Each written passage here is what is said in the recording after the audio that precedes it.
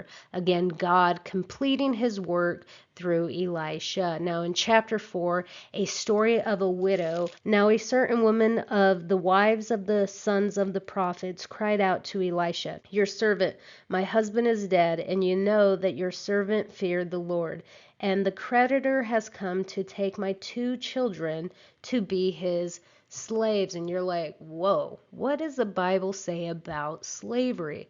Well, let's not forget that slavery was the primary human condition from which God released his people. In the book of Exodus, the Israelites were enslaved in Egypt. So we know that slavery existed in most cultures in the ancient world during biblical times. Unfortunately, that's the nature of a fallen world. But in Exodus, God outlawed the slave trade. In Exodus, God gave moral laws. We know them as the 10 Commandments, and civil or judicial laws. They're if and then laws.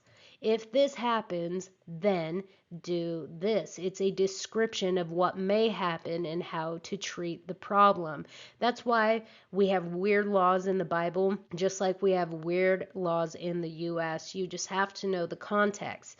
On the topic of slavery, it's not God's approval, but rather a correction. If this happens, then do this. For example, in Leviticus chapter 25, verses 39 through 41, I'm not going to read it all, but it says, if your fellow Israelites become poor, ... then they are to be released. Slavery in the Bible, though not ideal, is a far cry from the slavery that comes to our mind when we think of the word. Biblical slavery was to be treated like an employer-employee relation. This setup provided financial security for people who otherwise wouldn't be able to survive on their own. Indentured servitude functioned as a social safety net to avoid poverty. The law limited the term of bondage and required those held to be treated as hired workers, but of course, the practice was abused. Unfortunately, today people just quote these verses and spin them without biblical literacy. Anyway, I'm going to go back to this story. This woman is unable to pay a debt, so her sons would have to pay the debt by labor. In this dire circumstance, she asks Elisha for help. She only has a small jar of olive oil, so Elisha tells her to go ask all her neighbors for empty jars. So she collects a bunch of empty jars from her neighbors. Then he says, take your 1 small jar of olive oil and pour oil into all the empty jars. And I'm going to read verses 5 through 7.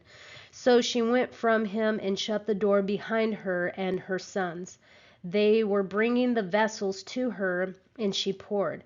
When the vessels were full, she said to her son, bring me another vessel. And he said to her, there is not 1 vessel more. And the oil stopped. Then she came and told the man of God, and he said, go, sell the oil and pay your debt, and you and your sons can live on the rest. This widow did not hesitate to respond in faith and obedience to the word of the Lord. She was able to sell the oil to pay her debts and had money left over to live off of. What a great promise that God not only provides, but provides beyond our immediate needs.